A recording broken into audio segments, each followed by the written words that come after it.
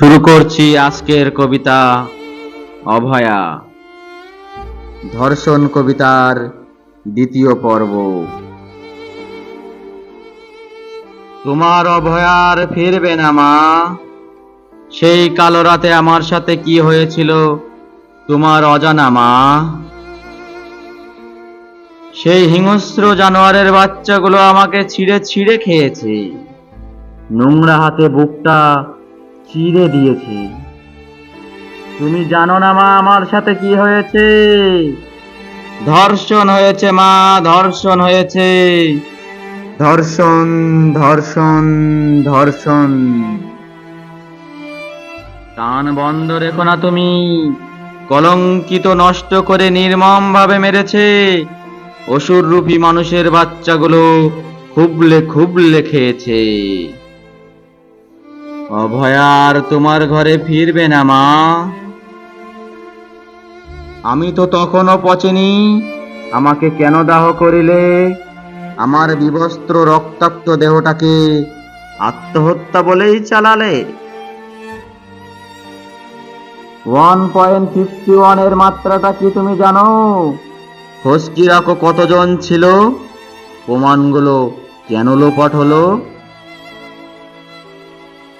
মনে পড়ে মা ছোটবেলায় যে কপালে কালো ফোঁটা দিতে, যে গলায় রূপোর হার কাজল চোখে আঁচল তলে রাখতে আমার ঢেকে।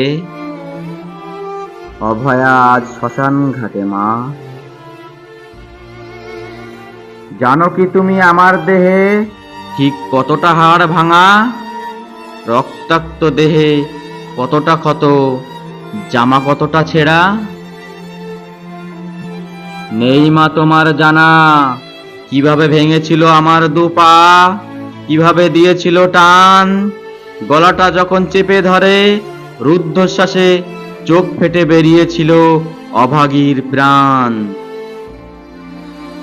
অভয়া যে শুধুই ধোঁয়াশা মা। যার হাতে কাল রাখি বাঁধলাম, মুখগুলো সব চেনা। নিজেকে বাঁচাতে এত চিৎকার কেন গেল না শোনা? তোমার অভয়া যে জেনেছিল অনেক কিছু, মাদক, ওষুধ, চাকরি, ডিগ্রি, হাজারো কুকর্মের ফল। তাই তো আজ মাংস খেলো মনুষ্যহীন দানবের দল। তোমার মেয়ে পড়বে না আর খেলবে না অলিম্পিক।